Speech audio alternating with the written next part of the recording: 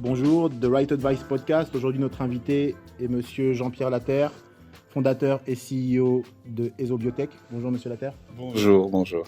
Ok, alors Monsieur Laterre, on va aller directement dans le vif du sujet. Vous avez démarré EsoBiotech en 2021 avec 250 000 euros de votre famille et vos amis et aucun venture capital à bord. Et en moins de 3 ans, vous avez signé une des plus grosses acquisitions et l'un des plus gros exits biotech européens avec la vente d'EsoBiotech à AstraZeneca pour un montant de plus d'1 milliard. Comment se vit une telle opération de l'intérieur et qu'est-ce qui a, selon vous, fait la différence? L'innovation technologique, votre résilience personnelle ou un alignement rare des planètes ou un mélange des trois? Très très bonne question. En fait, quand on voit ce type d'opération, on le vit à l'intérieur, c'est intense, c'est exigeant, c'est super stressant, mais c'est en même temps profondément humain. Une chose est sûre, hein, au départ pour nous, l'objectif n'était pas de vendre EsoBiotech. L'objectif était de s'assurer qu'on démocratise des traitements innovants, des thérapies cellulaires, les rendre accessibles à un maximum de personnes aux 4 coins du monde. Donc ça a été notre boussole. Et on a fait 3 choses très très très vite et très simplement. Donc on avait un plan crédible, on voulait avoir un plan. On a une équipe très résiliente et capable d'exécuter. Et avec ça, on a développé une capacité d'exécution avec discipline et détermination. Qu'est-ce qui a fait la différence? Je crois que c'est une combinaison de facteurs. L'innovation, c'est sûr, mais aussi une exécution sans compromis, une exécution pointilleuse, la capacité de générer des données scientifiques, mais surtout le courage de prendre des risques. Nous sommes une petite entreprise européenne, mais on a pris des risques. Et voilà, ce plan ambitieux nous a permis d'arriver à où on en est. Mais voilà, on est très, très content de ça. En tout cas, félicitations encore une fois.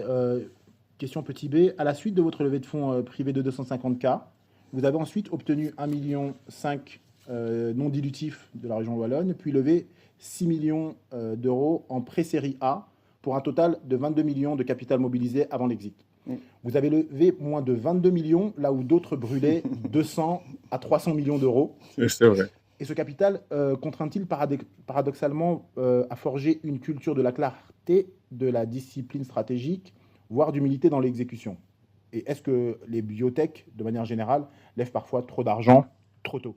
Très bien. Je pense que de manière générale, beaucoup de biotech ont levé trop d'argent trop tôt. Ils se sont retrouvés à brûler du cash. Et ils ont levé de l'argent sans avoir un plan clair et une feuille de route stratégique claire.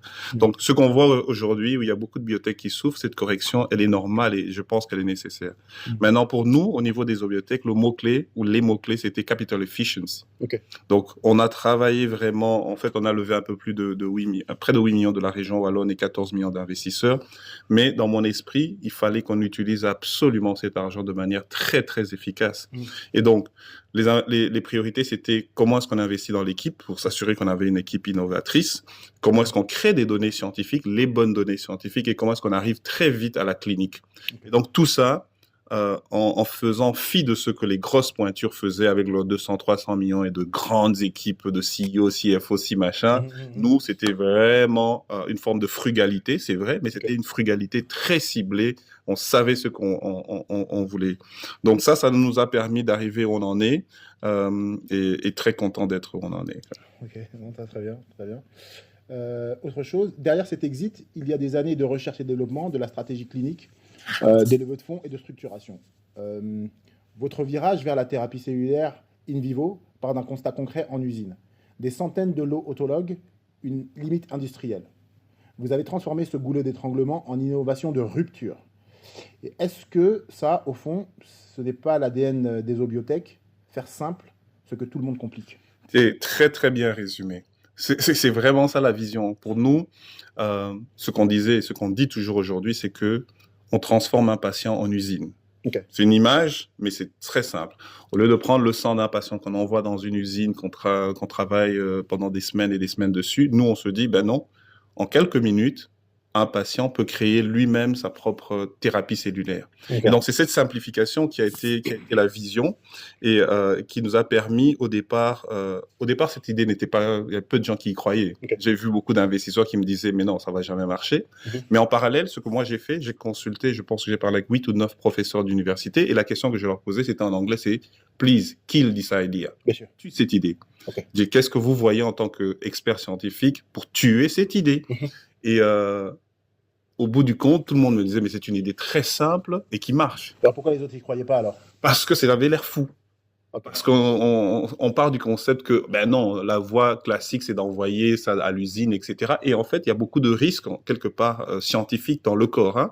Il faut s'assurer qu'on trouve les bonnes cellules, qu'on cible les bonnes cellules, et pas toutes les cellules, qu'il n'y ait pas d'effet secondaire. Et c'était ça la difficulté. Okay. Et nous, on avait un plan, on a toujours eu un plan qui montrait que, ben, pour nous, c'était faisable, cette idée était faisable. Donc, faire très simple, ça a été notre modus operandi. Ok, oh, fantastique, fantastique.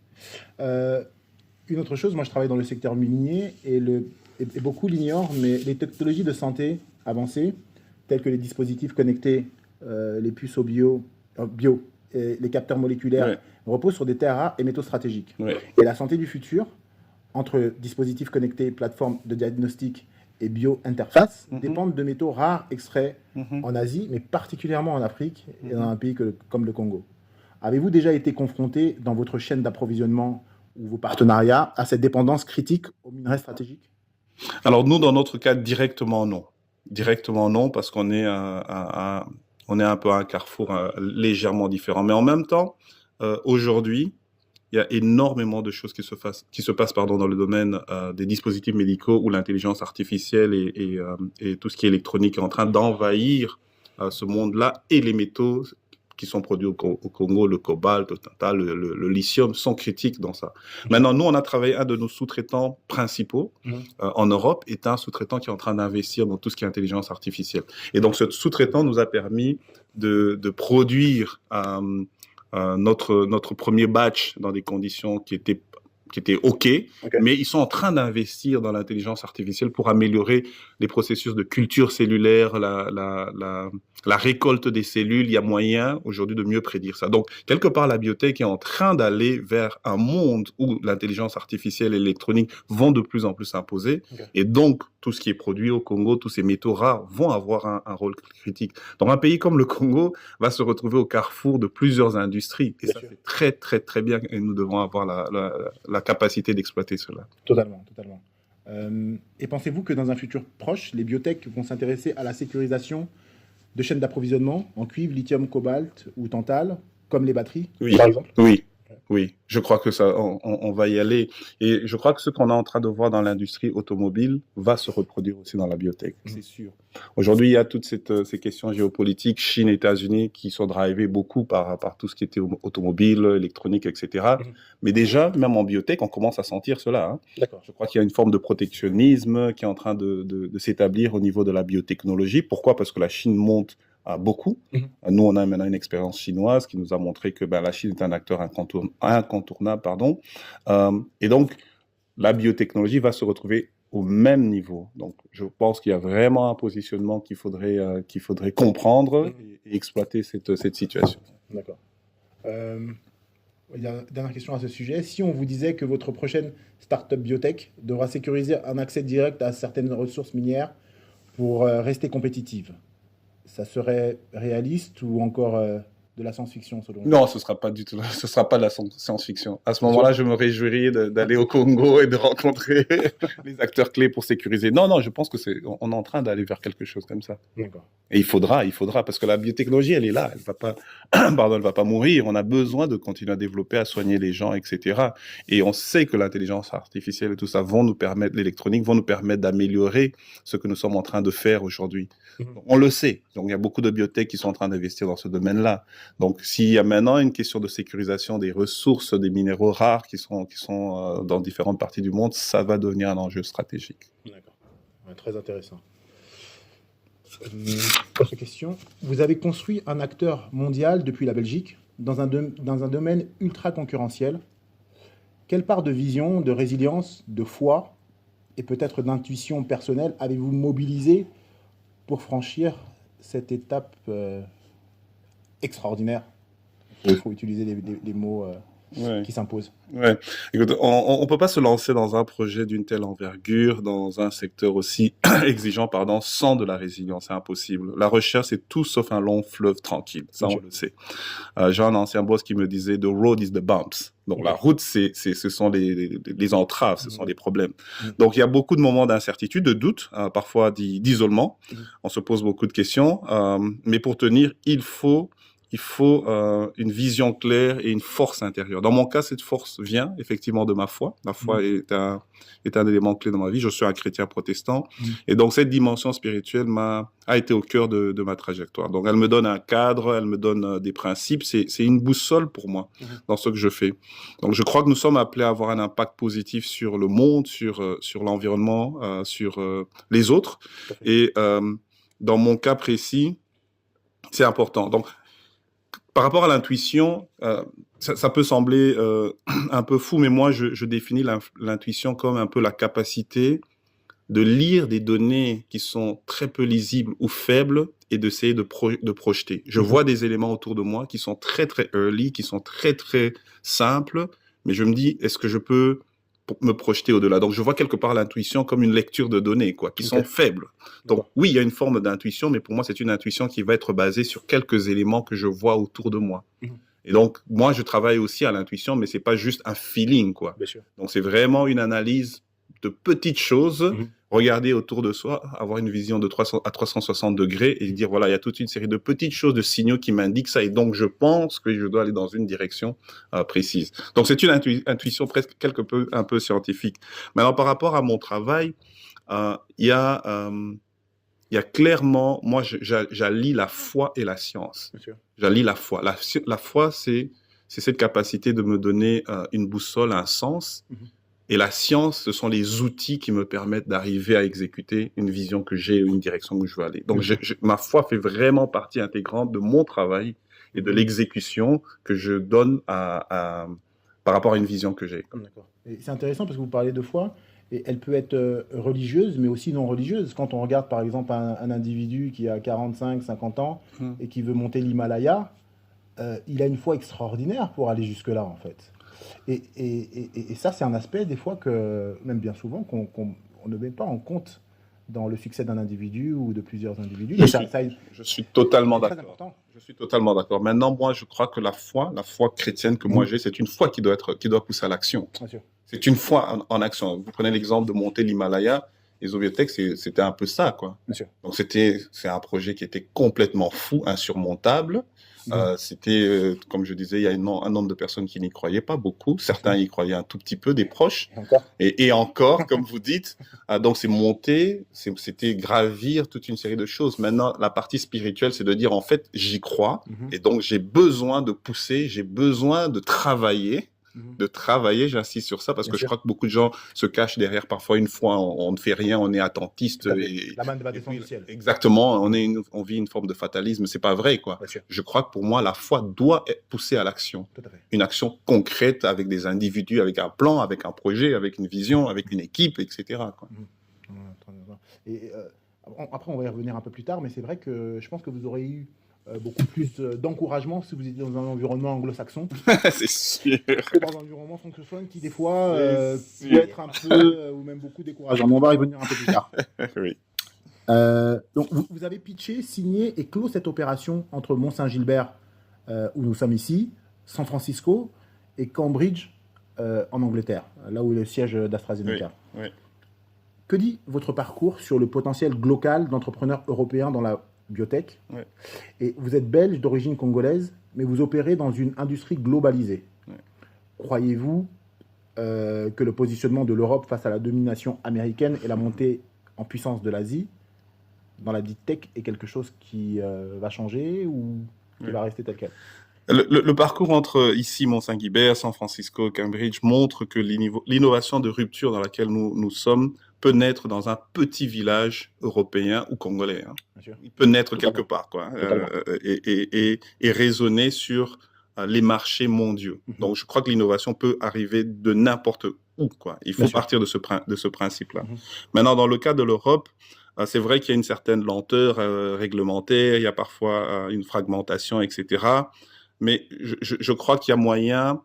L'Europe a établi un système d'éducation et de fonctionnement qui est vraiment solide. Donc, dans mon cas précis, étant d'origine congolaise, j'ai été formé au Congo, je suis arrivé en Europe, j'ai appris à naviguer entre différentes cultures. Et j'ai travaillé aux États-Unis, j'ai fait un postdoc aux États-Unis.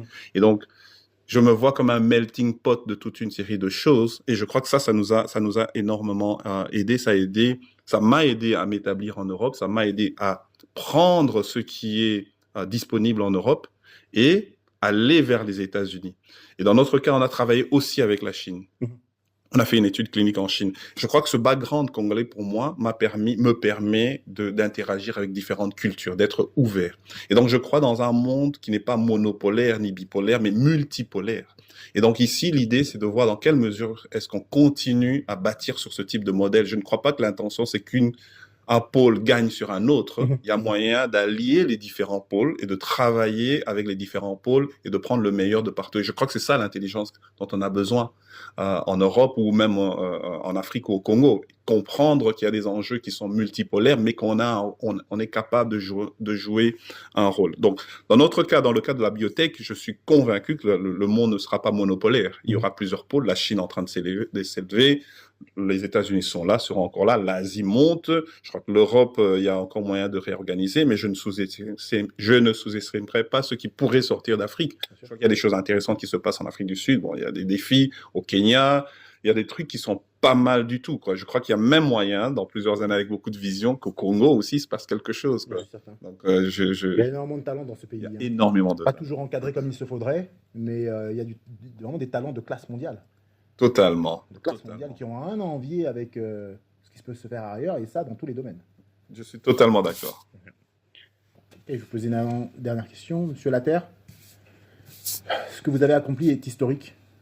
Vous avez fait sauter une barrière psychologique monumentale dans l'esprit de beaucoup, particulièrement de beaucoup de Congolais, qui avaient une image un petit peu, on va dire, distorted du Congolais. Tu ne peux faire que certaines choses jusqu'à un certain niveau. Le reste, c'est pas pour toi, en fait. Et c'est la première fois dans l'histoire qu'un Congolais d'origine clôture une transaction de cette ampleur, toute industrie confondue, pour sa propre entreprise.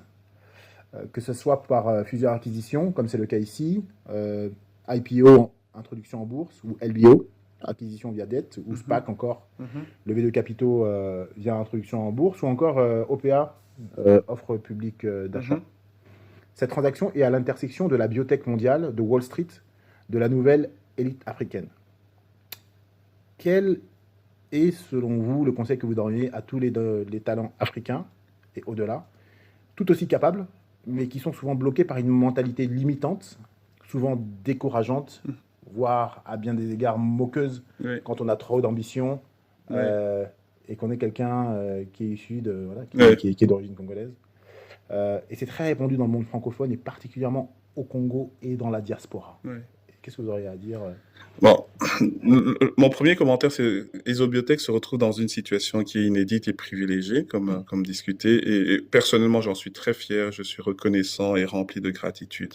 Le but de notre recherche n'était pas de vendre l'entreprise, c'était vraiment de développer des traitements qui étaient innovants et qui étaient accessibles à un maximum de patients. Alors moi, je suis né au Congo, j'ai grandi au Congo, j'ai étudié au Congo, ma formation de base et mes apprentissages de base viennent du Congo. Mon ADN est africain, donc c'est mon pays, le Congo c'est mon pays, j'y retourne souvent. Alors, me retrouver dans la situation actuelle n'était pas l'objectif de ma vie ni de mon travail. Mais c'est vrai que cette transaction représente quelque chose de symbolique. J'en suis conscient et j'en prends conscience en discutant avec toute une série de personnes.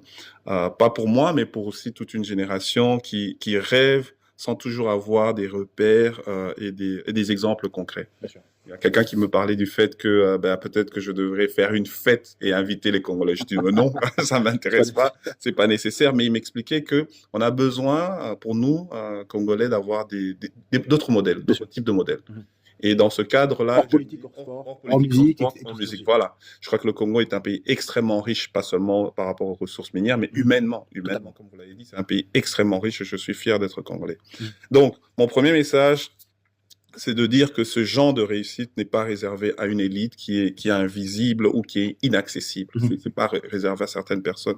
C'est pas une question de passeport, c'est pas une question d'accent ou de réseau familial. C'est pas vrai. C'est pas ça qui m'a aidé. C'est ce qu'on nous a fait croire. C'est ce qu'on nous a fait croire. Donc, c'est pas non plus une question d'argent. C'est pas une réussite. Comme j'ai expliqué, on a galéré, quoi. Et maintenant, je discute avec beaucoup de personnes où je dis, on ne commence pas un projet parce qu'on a de l'argent. Tout à fait. L'argent suit. L'argent suit une vision. L'argent suit une équipe. L'argent suit un rêve. Ça vient après. Il faut pas commencer par ça. Donc, c'est d'abord cette capacité à avoir une vision, à avoir de la persévérance et surtout du courage mental. Et je crois que parfois, nous, en tant qu'Africains, ce courage mental-là, on l'a pas. Cette résilience, parfois on l'a pas. Et je crois qu'on doit s'encourager. Il faut arriver à se projeter à des niveaux où notre environnement ne nous a pas conduits. Et imaginer que c'est possible. C'est possible d'arriver là, c'est possible de faire ceci, c'est possible. Avec un travail derrière, bien évidemment. Bien sûr, avec beaucoup de travail derrière, avec beaucoup de travail, parce qu'il y a beaucoup d'échanges. Donc, beaucoup de talents africains sont brillants, mais on a une double charge, c'est-à-dire qu'on se bat contre des limites extérieures, d'autres régions, etc. Mais je pense que le plus gros défi, c'est nos propres limites intérieures. Totalement. Nos propres limites, ce qu'on est capable de faire, c'est, comme vous avez souligné, des stéréotypes. Oui, mais nous, on n'a jamais fait ça. Personne ici n'a jamais fait ça. Et ça nous arrête. Et parfois, notre environnement le plus proche, c'est celui qui ne croit pas en nous. Et quand l'environnement... Complètement. Et quand votre environnement, quand tes parents, tes amis ne croient pas en toi, c'est très, très compliqué. Bien sûr. Et donc, je crois que ça, c'est la plus grande bataille. Quand on arrive à briser cela, se dire que ce n'est pas pour nous, c'est trop beau, tu rêves, ça va jamais se faire, je crois qu'on a déjà tué ça. Totalement. Et ça, c'est au départ. Si on arrive à faire ça, c'est déjà une grande réussite. Donc, je dirais à un jeune Congolais ou à tout Africain de la diaspora, ne vous excusez jamais d'avoir de grandes ambitions. Bien sûr. Ne vous excusez jamais. Il faut vouloir avoir de l'impact. Ne réalisez pas vos rêves ou ne les rendez pas inaccessibles. Allez, il faut pousser. Je crois qu'il faut vraiment pousser. Mais c'est important maintenant de s'entourer de personnes qui croient en nous. Bien sûr. De s'entourer de personnes qui nous tirent vers le haut. Je crois qu'il y en a. Et de rêver. C'est extrêmement important. Je vais poser une dernière question. Oui. Elle est plus d'ordre philosophique cette fois-ci. Oui. Je pense que c'est Sénèque qui disait que le bonheur, c'est toujours de désirer ce qu'on a. Je paraphrase quelque chose comme ça. Ouais. Quand on a effectué une grosse transaction comme ça, Ouais. et qu'on a énormément d'argent qui tombe et qui va encore tomber éventuellement, comment est-ce qu'on fait pour, déjà pour pas devenir fou, parce qu'on peut le devenir, même si je pense que ce n'est pas votre cas, comment est-ce qu'on fait pour toujours désirer les choses qu'on a toujours voulu avoir, Oui. mais toujours qu'elles soient attractives, dans le sens où la beauté de ces choses-là, c'est aussi leur rareté et leur exclusivité. Mais une fois qu'on y a accès en un claquement de doigts, comment est-ce qu'on fait pour toujours les désirer, pour toujours les apprécier? Alors, dans notre cadre précis, hein, c'est vrai que c'est une transaction qui est très intéressante et en toute transparence, je pense que les investisseurs sont très contents. Bien sûr. Ils sont beaucoup plus contents que beaucoup de personnes. Je crois qu'il y a toute une série d'investisseurs qui avaient cru en nous et qui aujourd'hui ont un retour sur investissement qui est très, très important et c'est bien pour eux. Je suis très content pour eux parce qu'ils ont cru à ce projet. Maintenant, dans mon cas précis, cette transaction, c'est pas la fin du monde, quoi. Cette transaction, c'est entrer dans une autre phase. C'est entrer dans une autre phase où on est capable, je pense, d'avoir un autre type d'impact. On est capable de supporter d'autres types de projets et on est capable d'encourager d'autres initiatives. Totalement. Donc, je vois ça comme un step. Exactement, comme un step. Pas comme une fin en soi. Absolument pas. C'est vraiment le début d'autre chose. Et c'est d'autres choses, pas seulement pour moi, ma famille, mais d'autres choses pour beaucoup de projets, quoi. D'autres choses pour, comme on a discuté tout à l'heure, je suis heureux de pouvoir dire que Aujourd'hui, on peut montrer à des Congolais qu'on est capable d'arriver à des sommets, à des endroits où on ne nous attend pas. On ne nous attend pas, mais on est capable. Je suis heureux de cela. Et c'est pas du tout une question financière. Le bonheur, c'est pas ça. Le bonheur, pour moi, c'est vraiment, comme je le disais un peu plus tôt, d'être dans cette position où un rêve est devenu une réalité, mais c'est pas la fin du monde. C'est on entre dans une autre phase de notre vie où voilà, j'ai à peine 50 ans, je suis jeune, donc il me reste encore, j'espère, 30 ans où je peux avoir un impact sur d'autres personnes autour de moi. Et pour moi, le bonheur, c'est donner. Donner, c'est du bonheur. Donner du temps, donner du conseil, donner de l'amour, donner. Donc, j'entre dans une autre phase où je crois qu'on va continuer à donner, et ça, c'est très, très allié, entre guillemets, avec ma foi, mais donner de manière pratique, quoi. Donc, je suis heureux d'être là, je suis très fatigué, je suis super, je suis très sollicité, c'est vrai, mais je vais essayer de donner un maximum de ce que j'ai, et pour moi, c'est ça, c'est une grande partie du bonheur. Tout à fait. Mais on vit dans une société où l'argent, en tout cas ce qui est véhiculé, l'argent est roi, dans une communauté congolaise où on est dans une logique, souvent, pas toujours, mais de prendre plus que de donner. Et donc c'est vrai que ça détonne avec un profil comme vous, qui est un Congolais clean money, comme je les appelle. Et donc voilà, c'était vraiment dans ce cadre-là que je vois les choses. C'est toujours intéressant de poser des questions à titre personnel sur l'argent, parce que c'est pas souvent qu'on a cette occasion. Il y a beaucoup de tabous, d'opacité, et je trouve que dans le milieu anglo-saxon, ils sont beaucoup plus libérés par rapport à cet aspect-là. Et donc voilà, c'est la différence entre... Complètement. Je pense que vraiment on doit comprendre, et comme vous le dites, l'argent, c'est juste un outil. C'est juste un outil, c'est pas une fin en soi, quoi. L'argent, c'est un outil qui permet d'accomplir une série de choses, et je crois que l'important pour chacun d'entre nous, c'est at the end of the day, au bout de la route du chemin, qu'est-ce qu'on a accompli sur la terre? Bien sûr. Qu'est-ce qu'on a fait, quoi? Et exactement. Qu'est-ce qu'on a fait? Et le legacy, c'est pas spécialement des bâtiments, etc. Je crois que le legacy, c'est les gens. Qu'est-ce qu'on a investi dans les gens? Comment est-ce qu'on a permis aux gens de devenir excellents, de se développer, etc. Après, nous, on doit rendre les gens meilleurs. Et je crois que l'argent, c'est aussi un des outils pour faire ça, quoi. Mais c'est pas là du tout la finalité. Donc, aujourd'hui, je suis vraiment dans cette optique-là. Qu'est-ce que je peux faire pour rendre les autres meilleurs, quoi? Qu'est-ce que je peux faire, quoi? Et juste pour revenir sur la question que j'avais posée, et ça sera la fin. Donc, comment est-ce qu'on fait pour toujours désirer les choses qu'on désirait avant, qu'aujourd'hui, on peut avoir en un claquement de doigts? Comment est-ce qu'on fait? À quelle fréquence il faut le faire? Est-ce qu'il faut tout se permettre? Est-ce qu'il faut tout faire tout le temps? Oui, mais si on fait tout le temps, tout le temps, on sera plus... il ne restera plus rien à faire. Et donc, comment est-ce qu'on trouve une balance, sachant qu'un individu n'est pas un autre? C'est ça. Alors, moi, je parle de moi, hein, et si on s'arrête juste sur l'argent, pour moi, ça n'a jamais été un élément clé de ma vie. J'ai jamais couru après l'argent. J'ai jamais couru après l'argent. C'est paradoxal peut-être, mais j'ai jamais couru après l'argent. Et donc, et je ne courrai pas après l'argent. Donc, comme j'expliquais, Isobiotech, c'est un projet pour démocratiser un traitement, des traitements pour des personnes. Et mon rêve, c'est vraiment que d'ici les 10 prochaines années, des traitements basés sur notre technologie soient servis à des Africains. Parce que souvent, on n'a pas ça. Et donc, je crois que le bonheur, ou ce qu'on désire, et c'est vrai, c'est important de définir ce qu'on désire. Moi, ce que je désire, c'est avoir un impact. Et donc, c'est ce après quoi je suis en train de courir. Et donc, l'argent qui vient, l'argent, on n'en a plus, ça part, ça vient, c'est comme ça. C'est rien du tout, quoi. Dans mon cas, c'est pas ça qui me conduit, qui me drive. C'est pas du tout l'argent, quoi. Mais c'est vraiment l'impact que l'on peut avoir, quoi. Fantastique. Je vais vous laisser, je sais pas, un dernier mot que vous avez...